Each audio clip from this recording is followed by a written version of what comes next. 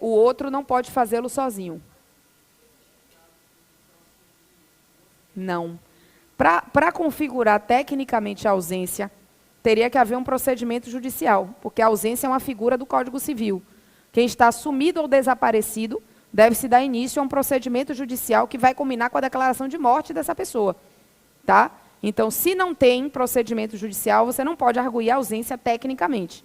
Agora, talvez você encontre um juiz que tenha bom senso, né, que por princípios, etc., acabe aceitando, mas aí o juiz vai substituir a declaração da parte. Até lá você já teve que entrar com procedimento judicial. Você não vai conseguir fazer isso em cartório. O cartório não vai aceitar.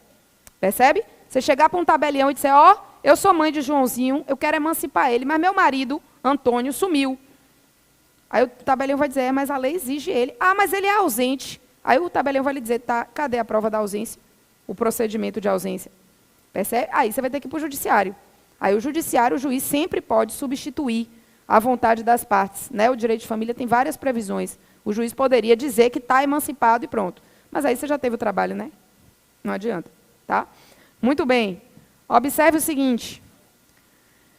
Então, registro de escritura, já falamos. Deixa eu ver se tem mais alguma coisa aqui que eu quero dizer a vocês. Ó, pela concessão dos pais ou de um deles, na falta do outro, mediante instrumento público, sim, anote, por favor, e independente de homologação judicial.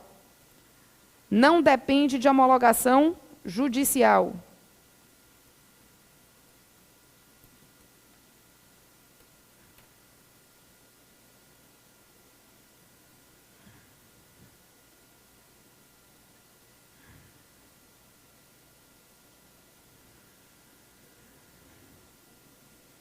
Não depende de homologação judicial, certo?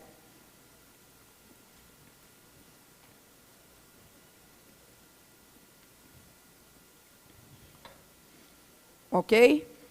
Muito bem, senhoras e senhores. Se dependesse de homologação judicial, não tinha a menor utilidade de fazer em cartório, né? Cartório é para facilitar. Segundo tipo de emancipação.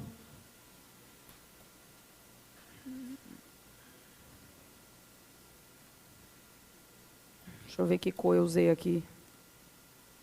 Azul. Segundo tipo de emancipação, emancipação judicial.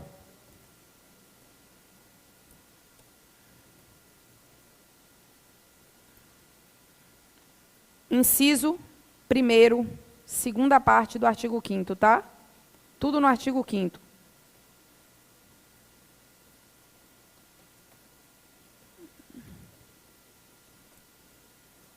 A emancipação judicial vai acontecer basicamente em duas hipóteses.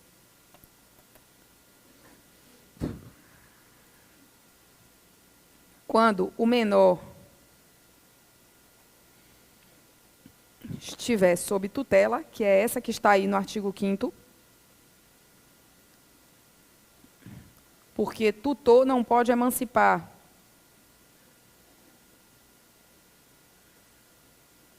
Quando o menor estiver sob tutela, porque o tutor não pode emancipar, mas o tutor tem que ser ouvido pelo juiz.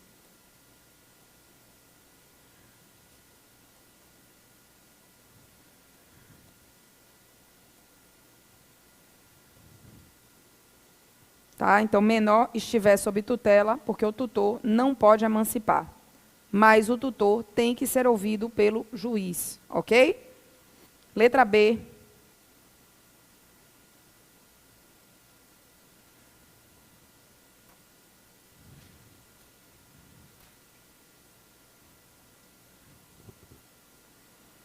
E essa não está aí, está na parte de família, tá? Mas pode botar aí. Quando houver divergência entre os pais.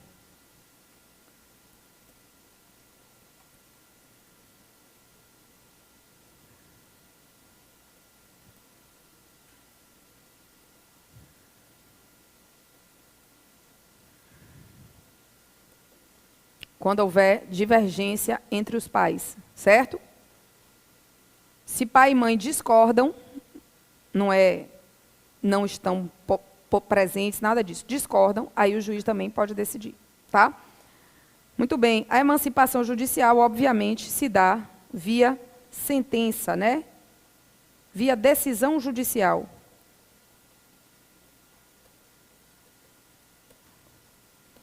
via decisão judicial, ok? Vamos dar uma olhadinha no que é que diz o artigo. Ó, ou por sentença do juiz, ouvido o tutor.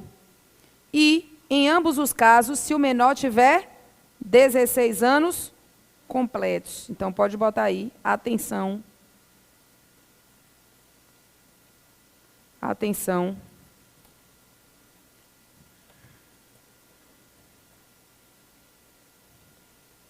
Para a emancipação voluntária, bem como para a judicial, o menor tem que ter 16 ou 17 anos. Porque se tiver até o último dia dos 15 não pode, né, em regra. E primeiro dia dos 18 já não precisa. Então é 16 ou 17 anos, certo? Menor com 16 ou 17 anos. Ok? Muito bem. E, a partir daqui, iremos avançar para a terceira emancipação. Terceiro tipo, que é emancipação legal. Incisos 2 a 5 do artigo 5º do Código Civil. Tá? Emancipação legal, incisos 2 a 5 do artigo 5º. Ela é automática.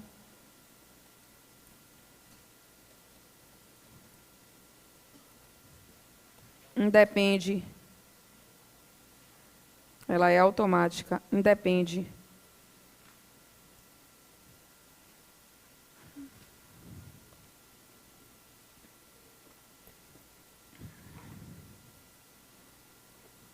automática, independe de qualquer instrumento. Não precisa nem de escritura, nem de sentença. Basta que o menor se enquadre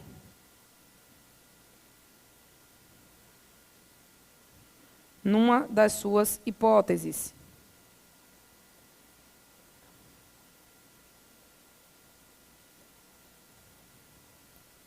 Que o menor se enquadre numa das suas hipóteses, tá? Beleza? Então, vamos ver. Aqui eu não vou copiar, não. Você vai copiando a partir da leitura do artigo, tá? Vamos lá. Primeiro, inciso 2º, bote aí. Casamento. Casamento.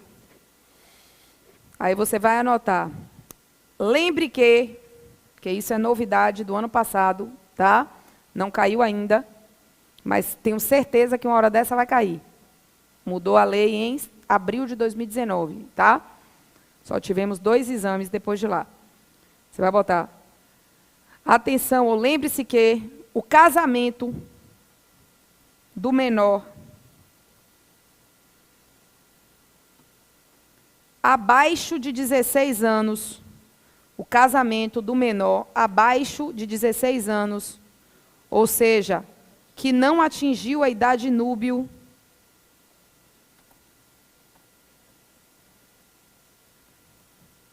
o casamento do menor abaixo de 16 anos, ou seja, que não atingiu a chamada idade núbil,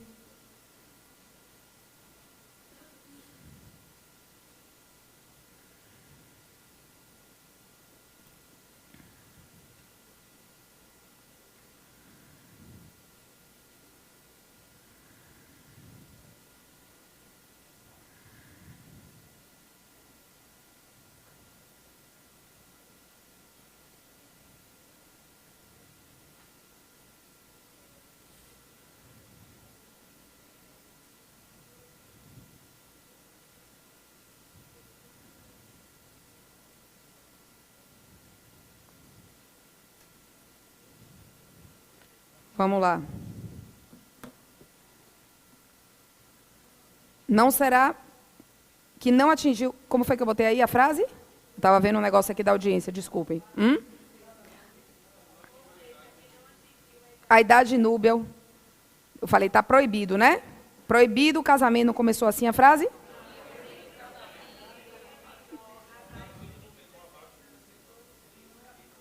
Que não atingiu a idade núbia, não poderá acontecer em nenhuma hipótese. Não poderá acontecer em nenhuma hipótese.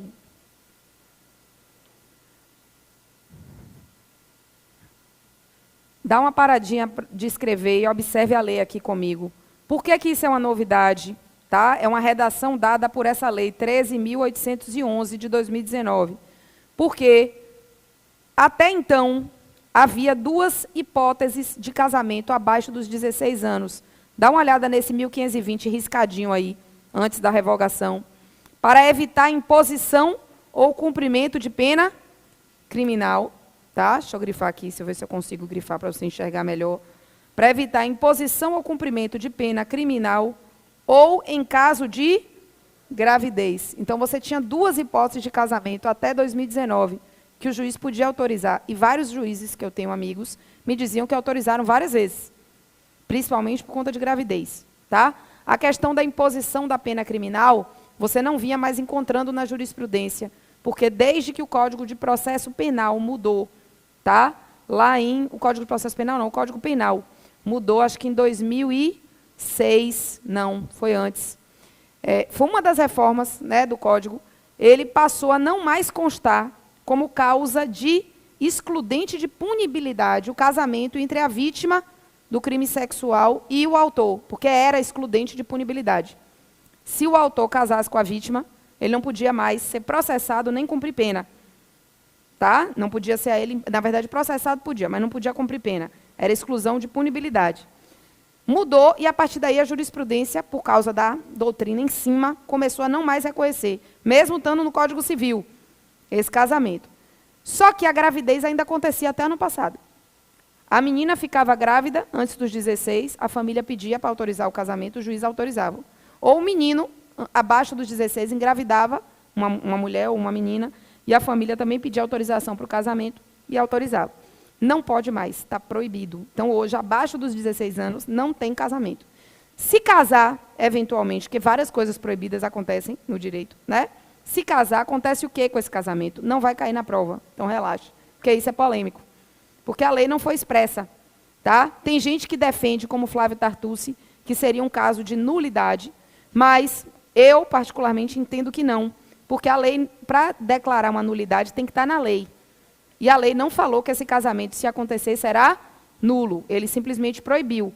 Só que tem um artigo expresso sobre o casamento abaixo da idade núbil, que é o 1500, que considera esse casamento anulável. Ó, é anulável o casamento de quem não completou a idade mínima para casar. Como esse artigo não foi alterado aí no Código, pela lei, entendo que hoje, se acontecer, o casamento é anulável e não nulo. Mas isso não vai cair porque é polêmico. Se cair, vai ser para você lembrar. Pode casar hoje abaixo de 16? Não. Portanto, a emancipação do menor pelo casamento vai ser do menor a partir de quantos anos?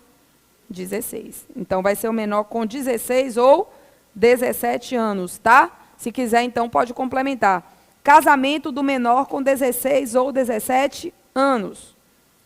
Oi.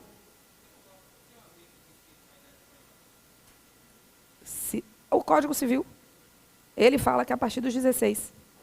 O próprio Código Civil, artigo 1517, se não me falha a memória. Aqui, ó. O homem e a mulher com 16 anos podem casar, exigindo-se autorização de ambos os pais, ou seja, abaixo de 16. Tinha duas hipóteses, mas agora não tem mais nenhuma, porque foi revogado. Tá? Muito bem. Segunda hipótese de emancipação legal. Segunda hipótese de emancipação legal, que é o inciso 3º do artigo 5º. Exercício de emprego público efetivo. Exercício de emprego público efetivo. Raríssimo de acontecer hoje. Basicamente, só o Exército não exige 18 anos para prestar o concurso, tá? Artigo 5º, tudo no artigo 5º. Aqui, inciso 3º. Exercício de emprego público efetivo. Certo? Muito bem. Então, basicamente, o Exército, ok? Assim como o inciso 4º é raríssimo hoje também. Colação de grau em curso de ensino superior. É raríssimo, mas é menos raro, né? Colação de grau em curso de ensino superior. Se colar grau em curso de ensino superior antes dos 18, também está emancipado. Ok?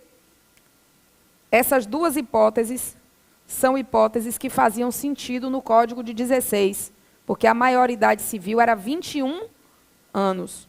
Então, como eu digo e lembro sempre para os alunos fixarem, meu amigo, o professor Rodolfo Pamplona, se emancipou aos 19, porque na época que ele fez concurso para o TRT, para servidor, tá? Ele passou com 19 anos e a maioridade era 21. Então, ele se emancipou 2 anos antes da maioridade. Virou juiz com 23.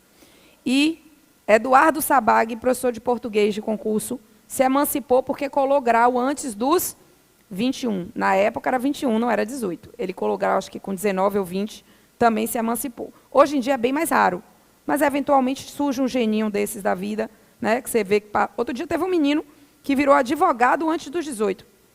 Passou no AB antes dos 18. Tá? Ou passou com exatamente 18, mas tinha colado grau antes dos 18. Certo? Muito bem. E o 5º, que é o mais... se a OAB cobrar, a OAB geralmente gosta de cobrar, que foi o caso da prova passada, uma mistura de emancipação voluntária, era uma questão que misturava emancipação voluntária com o inciso 5º, tá? Que é o seguinte, anote aí, emancipa automaticamente o menor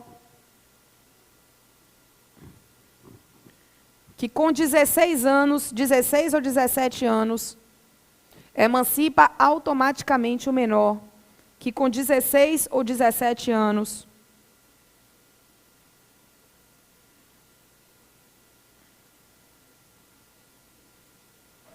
tenha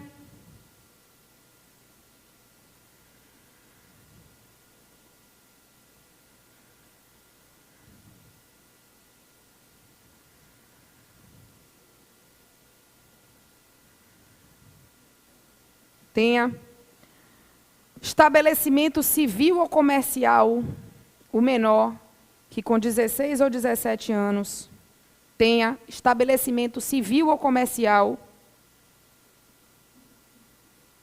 ou relação de emprego, estabelecimento civil ou comercial ou relação de emprego,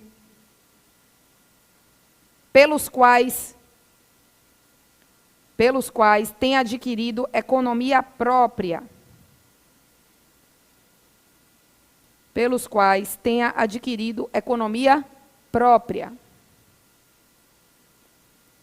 Certo? Então, um menor empresário ou um menor CLT, carteira assinada, tá? Que em função desse trabalho ou dessa atividade empresarial, empreendedora, tenha economia própria. Veja que a lei fala, desde que em função deles. Então, se a questão cobrasse, nunca caiu assim, mas poderia cair. Se a questão cobrasse um menor que tem economia própria porque é herdeiro, recebeu uma doação, ele estaria emancipado? Mesmo que ele tenha dinheiro. Entende? É que não é só ter dinheiro, é ter dinheiro através de uma atividade produtiva, que lhe garante sua manutenção. Percebe? Ok? Muito bem. Na aula de resolução, vocês vão ver a questão última da OAB e já cobrou isso algumas vezes. Observe o seguinte. Então, emancipação está visto. Agora, as hipóteses estão vistas. Agora, a gente precisa arrematar fazendo uma observação, tá? Aliás, 2 observações. Primeira, emancipação não retroage.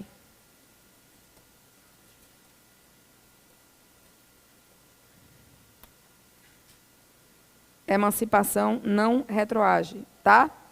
Não volta atrás. Emancipou, está emancipado. Nem por divórcio,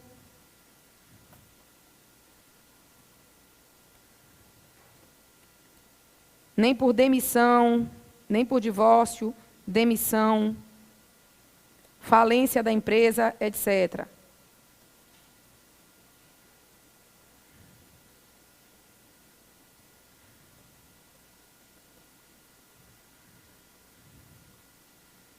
Segunda observação. A única coisa, nunca caiu desse jeito, mas eu sempre tenho medo de cair um dia.